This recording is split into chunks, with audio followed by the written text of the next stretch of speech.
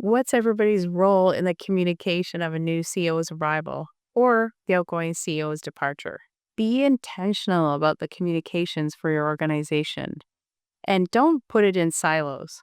Lots of times I've seen organizations hand this over to the communications team, whether those folks are inside or outside the organization. Well, they can execute on it, no doubt. But what's the message? What's the strategy in the communication planning? For a CEO change, that should live at the board level. What is the board trying to accomplish through the communication of the CEO? For example, when you know your CEO is leaving, the celebration of their retirement is a great place to not only honor the person, but to gain some more profile in your organization. Celebrate the things that that individual contributed to the organization, but showcase where the organization has come under their leadership. It's also a great time through the search and selection process to make sure you're out promoting the organization. You're trying to find your best leader for the future. So make sure you're out there being loud about the opportunity, to be proud about what the opportunity really is to make a difference here. We also want to make sure we're thinking through the risks of some of those communication strategies. Is now the time to be really public about your CEO change, or is it time to be a bit more quiet? That might depend on your economic situation, world events, or other things are at risk for you. For example, some organizations have come through a stormy period. Maybe you've caught some bad media. If that's the case, maybe you need to be a little bit more muted and quiet about the CEO change. Or even if you've gone through those turbulent times, maybe a CEO change is the thing you need to show the world to reset. Now, what happens when you're ready to announce your next CEO? Well, this is an amazing opportunity. You have a new human coming into the organization, or you're elevating one of your current leaders. It's time for celebration. It's time to recognize the skill sets and the difference that they're going to make as your CEO. It's almost like it's telling the story of the future promise of this person. Now, this has to be in concert with the incoming CEO. It needs to reflect the organization's brand, the strategy around the communication, as well as the individual's personal brand. So this is marrying together in your first opportunity together to celebrate the company, the organization, and the new CEO.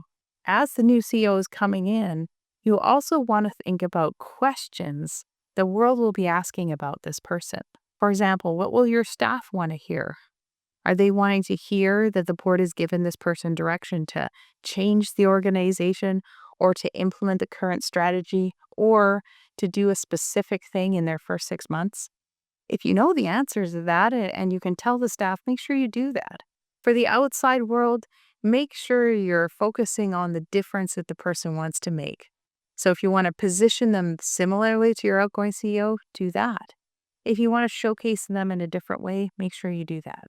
So think about the audiences, think about what they need to have in those messages, and make sure your board members are also ready with the answers to those questions you anticipate.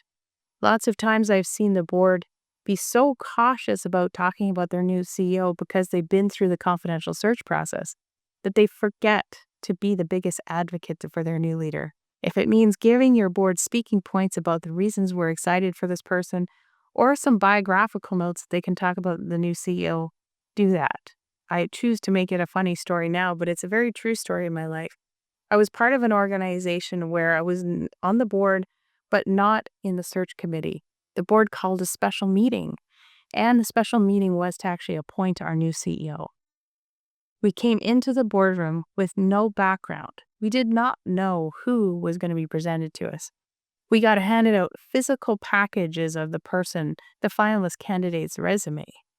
And we were told by the board chair and the search committee that this is their recommendation. In many ways, that's not atypical. However, what I didn't expect is the call for the vote that says, will we approve? And the comment is that the media is actually outside, and so is the next CEO. So take away the power of the board to make that decision. Take away the power of the board to actually communicate that. So in those handful of minutes after we made the motion and before we walked out the door, I was desperately studying the biography of the new CEO. I just thought I've got to get their name right. I've got to get 2 or 3 things. So if somebody from the media, or quite honestly, even somebody in the hallway asks me, why did we pick this person? I could at least tell them their name. So I give you that example of what not to do, because sometimes we forget that the board members who were not on the search committee may not have the same level of information, or we miss the opportunity for all of us to be ambassadors. So communication, it is a strategic imperative of a great CEO transition. Now that you've watched this video, you now know some of the questions to ask and how do you gather the right people around the communications plan.